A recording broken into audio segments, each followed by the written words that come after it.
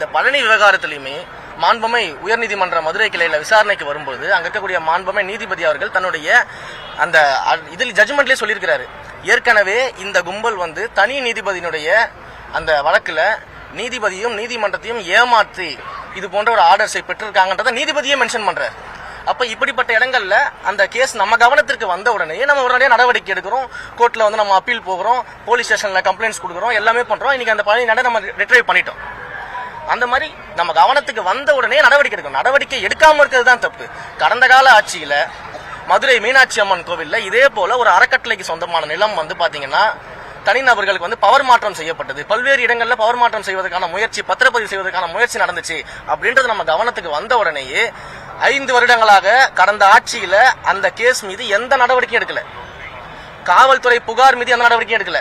ஆனா இன்றைக்கு நாம ஆட்சிக்கு வந்த உடனே, என்னுடைய கவனத்திற்கு வந்த உடனேயே கடந்த 10 நாட்களுக்கு முன்பாக அந்த மதுரை மீனாட்சி அம்மன் கோயில் விவகாரத்துல யாரெல்லாம் விற்றவர்கள் வாங்கியவர்கள் இருக்காங்களோ அத்தனை பேர் மேலையும் காவல்துறை நடவடிக்கை எடுக்கணும்னு கம்ப்ளைண்ட் கொடுத்து உடனடியாக 19 பேர் மீது எஃப்ஐஆர் போடப்பட்டுச்சு. அந்த 19 பேர் மீதும் நடவடிக்கை எடுக்கப்பட்டிருக்கு. இன்று கைது நடவடிக்கை இருக்கிறது. மதுரையில கைது பண்ணியிருக்கிறாங்க. விசாரணை நடந்து கொண்டிருக்கிறது. அப்ப நம்முடைய ஆட்சியை பொறுத்த வரைக்கும் இது போல தவறுகள் நடக்கிறது நம்ம கவனத்துக்கு வந்த உடனே அந்த நடவடிக்கை எடுக்கிறோம். நடவடிக்கை எடுக்காம இருந்தா நீங்க சொல்றது நியாயம். நடவடிக்கை நம்ம எடுத்துட்டு இருக்கோம் இல்லையா? கடந்த 5 வருஷம் ஏன் நடவடிக்கை எடுக்காம என்ன பண்ணிட்டு இருந்தாங்க? கடந்த ஆட்சியாளர்கள்லாம் தூங்கிட்டு இருந்தாங்களா? கோயிலை காப்பாத்துறோம், கோயிலை நாங்க தான் மீட்டுறோம், நாங்க தான் வந்து கோயிலை காக்க வந்தவர்கள், நாங்க தான் வந்து கோயில் நிலங்களை மீட்க வந்தவர்கள் பேசினாங்களா? கடந்த 5 வருஷத்துல ஏன் இந்த மதுரை மீனாட்சி அம்மன் கோயில் வழக்குல என்ன பண்ணிட்டு இருந்தாங்க? தூங்கிட்டு இருந்தாங்களா? ஏன் நடவடிக்கை எடுக்கல? ஏன் கைது பண்ணல? இப்ப நாங்க வந்தோம் எப்படி கைது பண்ணோம்? அப்ப நடவடிக்கை தான் முக்கியம். கோயில் சொத்துக்களை மீட்பதிலும் அறக்கட்டளை சொத்துக்கள் எந்த பர்பஸ்க்காக கொடுக்கப்பட்டுச்சோ அந்த பர்பஸை நிறைவேற்றுவதிலும் இந்து சமய அறநிலையத்துறை மிக தீவிரமாக கண்ணாக இருக்கிறது. சிதலமடைந்த அந்த கோபுரத்தை ஜெயபால் என்ற ஒருவர் முழுமையாக டோனர் ஒர்க்காக அதை செய்து முடித்தார். அவரே அன்றைக்கு ஒரு பேட்டியில் சொல்லியிருக்கின்றார், 23 ஆகஸ்ட் அன்று இந்த கோபுரம் சிதலமடைந்தவுடன் 2 அமைச்சர்கள் உடனடியாக வந்து பார்வையிட்டால், ஒன்று அருமையான நேரு அவர்களையும் என்னையும் குறிப்பிட்டு அக்டோபர் மாதம் இடிந்து விழுந்த அந்த கோபுரத்திற்குண்டான திருப்பணிகளை துவக்குவதற்கு செப்டம்பர் மாதத்திலேயே அனுமதி தந்தது அந்த அரசு. இடையிலே ஒரு 6 அடி உயரத்திற்கு மின்சார பில்லர் இருந்ததால் அதை மாற்றுவதற்கு 6 மாத காலம் தாமதம் ஏற்பட்டது. அதை அங்கு வைத்தே இருக்கக்கூடாது, வைத்தது தவறு என்று பதிவு செய்திருந்தார். அதோடு மட்டும் இல்லாமல் தமிழ்நாட்டிலேயே எங்கும் இல்லாத அளவிற்கு சுதையிலேயே செங்கற்களிலேயே குடுக்கைகள் உண்டான கோபுரம் அது. 300 ஆண்டுகள் பழமையான கோபுரம். அது சிதலமடைந்து டயர் 1, டயர் 2, டயர் 3, டயர் 4 4 அடுக்குகள் சிதலமடைந்திருந்தது. இதை செய்வதற்கு 30-40 பணியாளர்களை வைத்து செய்திருந்தேன். அனைவருக்கும் கரையான் அரித்திருந்ததால் அவர் பணி செய்த அனைவருக்கும் அலர்ஜி ஏற்பட்டது. ஊடக நண்பர்கள் இன்றைக்கு கேட்கிறீர்கள், இந்த பணி நடந்த 3 ஆண்டுகள் யாருமே வரவில்லை. நாங்கள் ஏற்றுக்கொண்ட சிரமங்கள் எவ்வளவு என்று தெரியாது. கடந்த ஆட்சி முழுமையாக ஒத்துழைத்தது என்று அவரே பேட்டியில் சொல்லியிருக்கின்றார். அறகுறையாக தெரிந்து கொண்டிருக்கின்ற ஒருவர் தூங்குகின்ற ஆட்சி என்றும் பறைசாற்றுகின்றார். தூக்கத்தை தொலைத்து கடந்த 5 ஆண்டுகள் பணி செய்ததால் தான் 8000த்திற்கும் அதிகமான கோடி மதிப்புள்ள ஆக்கிரமிப்பாளர்கள் மற்றும் மோசடி மன்னர்களிடமிருந்து நிலங்களை மீட்டெடுத்த ஆட்சி கடந்த கால ஆட்சி. நாங்கள் சொல்லுகின்ற போது வருத்தப்பட்ட ஸ்டிக்கர் என்று, இந்த கோபுரமும் ஸ்டிக்கர் தான். நாங்கள் முழுமையாக பணி முடித்த அந்த கோபுரத்தை அந்த உபயதாரரே பாராட்டி இருப்பதை அதே இடத்தில் பாராட்டியிருக்கிற அமைச்சர் அறியவில்லை. ஆகவே வாய் புளித்ததோ மாங்காய் புளித்ததோ என்று ஏதாவது ஒரு குற்றச்சாட்டை சொல்வது வழக்கமாக வைத்திருக்கின்றார். ஆக்கப்பூர்வமான பணிகளில் ஈடுபட வேண்டும். இந்த ஆட்சியுடைய சாதனைகள் அவர் அறிய வேண்டும் என்றால் 5 ஆண்டு சாதனை மலரை வெளியிட்டிருக்கின்றோம். அதை படித்து பார்த்த பிறகு இது போன்ற குற்றச்சாட்டுகள் அவர் ஈடுபட்டால் நன்றாக இருக்கும். ஒரு திருக்கோயிலுக்கு ஆய்வுன்னு செல்கின்ற போது அந்த தெய்வத்தை தரிசிப்பது வழக்கம். வடபழனிக்கு ஆய்வுக்கு செல்கிறார், ஆனால் அங்கே தெய்வத்தை தரிசிப்பதில்லை. கோபுர பணிகளை பார்வையிடப் போகின்றார், ஷூ காலோடு ஏறி பார்வையிடுகின்றார். இப்படி ஆகம விதிகளை மீறுவதை அவர் தவிர்க்க வேண்டும் என்று நிறைய இடங்கள் என்ன பண்றாங்கன்னா, இந்த பர்பஸை மறைச்சிட்டு சில நீதிமன்ற வழக்குகள் ஆர்டர்ஸ் மூலமாகவும் இல்ல வந்து மற்ற சில நிர்வாக ரீதியிலான சில விஷயங்கள் மூலம் என்ன பண்றாங்கன்னா, இந்த பர்பஸை மறைச்சிட்டு அறநிலையத்துறையின் கவனத்திற்கு வராம இது போன்ற பத்திரப்பதிவுகள் வந்து நடக்குது அப்படிங்கிறது தான் நீங்க சொல்லக்கூடிய இந்த ஒவ்வொரு விஷயங்களும். இந்த ஒவ்வொரு விஷயமும் நம்ம கவனத்துக்கு வந்த உடனேயே நம்ம சட்ட ரீதியாக நடவடிக்கை எடுக்கணும், காவல்துறை ரீதியாக நடவடிக்கை எல்லா நடவடிக்கையும் நம்ம எடுத்துக்கிட்டு இருக்கிறோம். ஒரு காலமும் இது போன்ற கோயில் சொத்துக்களாக இருந்தாலும் இல்ல கோயிலுக்கு தர்ம காரியங்கள் செய்வதற்காக கொடுக்கப்பட்ட அறக்கட்டளையின் சொத்துக்களாக இருந்தாலும் அது அந்த பர்பஸ்க்கு நிச்சயமாக இருக்கும். அதை ஒரு இடத்திலும் இந்து சமய அறநிலையத்துறை கைவிடாது. கோர்ட் டைரக்ஷன் வாங்கி தான் சார் பண்றாங்க. அதுதான் சார் சொல்றேன். எப்படி வந்து பழனியில வந்து ஒரு ரிஃப்யூசல் ஸ்லிப்பை வச்சு கோர்ட்டுக்கு போயிட்டு ஒரு ஆர்டரை வாங்கிட்டு அந்த இடத்த பத்திரப்பதிவு செஞ்சாங்களோ அந்த மாதிரியான விஷயங்கள் தான் இங்க நடந்துகிட்டு இருக்குது. ஈவன் இந்த பழனி விவகாரத்திலையுமே மாண்புமை உயர்நீதிமன்ற மதுரை கிளையில விசாரணைக்கு வரும்போது அங்க இருக்கக்கூடிய மாண்புமை நீதிபதி அவர்கள் தன்னுடைய அந்த இதில் ஜட்ஜ்மெண்ட்லேயே சொல்லியிருக்கிறாரு, ஏற்கனவே இந்த கும்பல் வந்து தனி நீதிபதியினுடைய அந்த வழக்குல நீதிபதியும் நீதிமன்றத்தையும் ஏமாற்றி இது போன்ற ஒரு ஆர்டர்ஸை பெற்றிருக்காங்கன்றத நீதிபதியே மென்ஷன் பண்றாரு. அப்ப இப்படிப்பட்ட இடங்கள்ல அந்த கேஸ் நம்ம கவனத்திற்கு வந்த உடனே நம்ம உடனடியாக நடவடிக்கை எடுக்கிறோம், கோர்ட்ல வந்து நம்ம அப்பீல் போகிறோம், போலீஸ் ஸ்டேஷன்ல கம்ப்ளைண்ட்ஸ் கொடுக்குறோம், எல்லாமே பண்றோம். இன்னைக்கு அந்த பழனி நட நம்ம ரிட்ரைவ் பண்ணிட்டோம். அந்த மாதிரி நம்ம கவனத்துக்கு வந்த உடனே நடவடிக்கை எடுக்கணும். நடவடிக்கை எடுக்காம இருக்கிறது தான் தப்பு.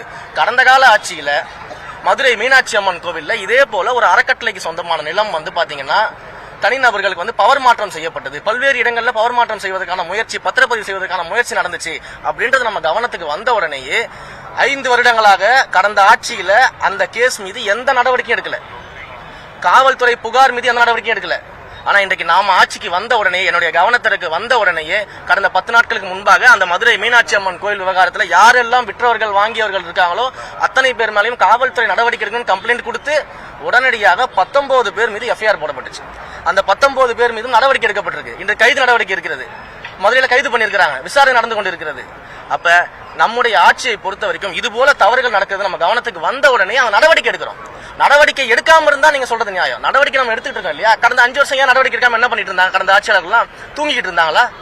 கோயிலை காப்பாத்துறோம், கோயிலை நாங்க தான் மீட்டுறோம், நாங்க தான் வந்து கோயிலை காக்க வந்தவர்கள், நாங்க தான் வந்து கோயில் நிலங்களை மீட்க வந்தவர்கள் பேசினாங்களா கடந்த 5 வருஷத்துல? ஏன் இந்த மதுரை மீனாட்சி அம்மன் கோயில் வழக்குல என்ன பண்ணிட்டு இருந்தாங்க? தூங்கிட்டு இருந்தாங்களா? ஏன் நடவடிக்கை எடுக்கல? ஏன் கைது பண்ணல? இப்ப நாங்க வந்தோம் எப்படி கைது பண்ணோம்? அப்ப நடவடிக்கை தான் முக்கியம். கோயில் சொத்துக்களை மீட்பதிலும் அறக்கட்டளை சொத்துக்கள் எந்த பர்பஸ்க்காக கொடுக்கப்பட்டுச்சோ அந்த பர்பஸை நிறைவேற்றுவதிலும் இந்து சமய அறநிலையத்துறை மிக தீவிரமாக கண்ணாக இருக்கிறது.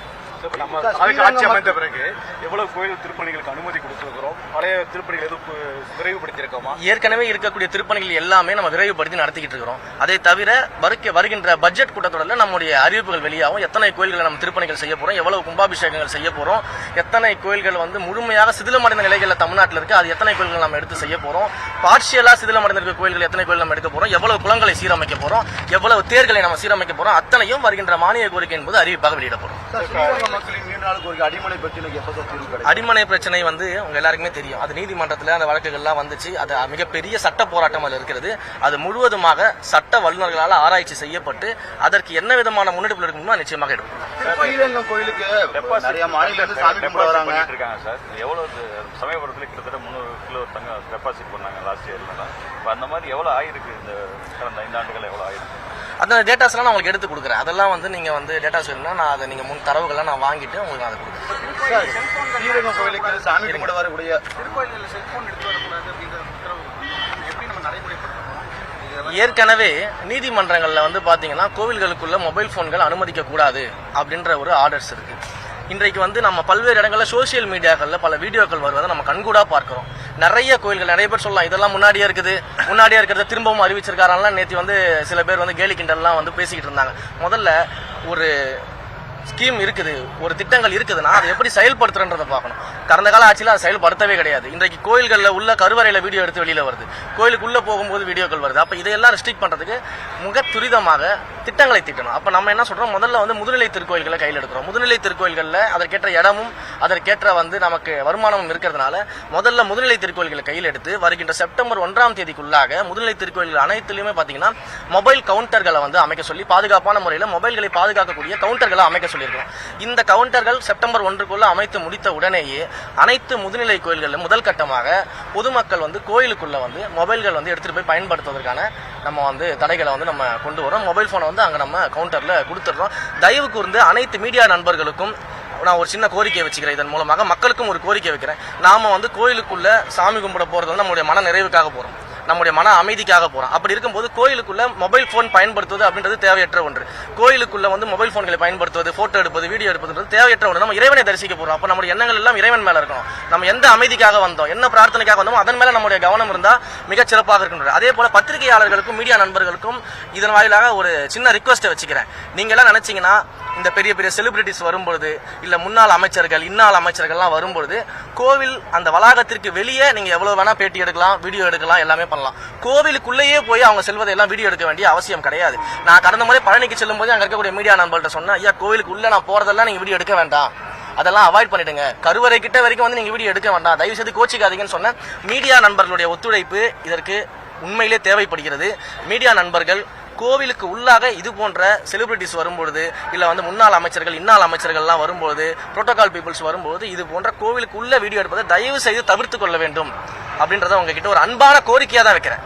நீங்க கோவிலுக்கு வெளியில எவ்வளவு வேணா எடுத்துக்கலாம், பேட்டி எடுத்துக்கலாம், என்ன வேணா பண்ணலாம், அது வந்து கோவிலுக்கு வெளியில இருக்கக்கூடிய விஷயம். கோவிலுக்குள்ள அவர்கள் செல்லும் போது இந்த மாதிரியான வீடியோ பதிவுகளும் போட்டோ பதிவுகளும் தவிர்க்க வேண்டும் என்று உங்க இருகரம் கூப்பி மீடியா நண்பர்களை அன்போடு வேண்டிக்கிறேன். நடைமுறை வந்து நம்பர் கொடுத்திருக்காங்க. ஆனா கோர்ட் கண்டனம் தெரிவிச்சு இந்த லஞ்ச புகார்னால அந்த குறைஞ்சிருக்கா அப்படிங்கிற மாதிரி அதுக்கான நடவடிக்கை எடுத்துக்கிட்டே இருக்கும் சார். அதுக்கான நடவடிக்கை எடுத்துக்கிட்டே இருக்கும். லஞ்ச புகார்கள் வந்தால் அதன் மீதான நடவடிக்கை தீவிரமாக எடுத்துட்டு இருக்கோம். இப்ப நான் கூட தான் இமெயில் ஐடி வந்து அறிவிச்சிருந்தேன். அந்த இமெயில் ஐடியில் வரக்கூடிய மெயில்கள் எல்லாத்தையும் நான் பார்த்துட்டு இருக்கிறேன். சட்ட ரீதியாக வல்லுநர்களோட ஆலோசனை செஞ்சுட்டு இருக்கேன். பட் எல்லாத்துக்கும் ஒரு கால அவகாசம் தேவை இல்லையா? எல்லாத்தையுமே ஒரே நாள்ல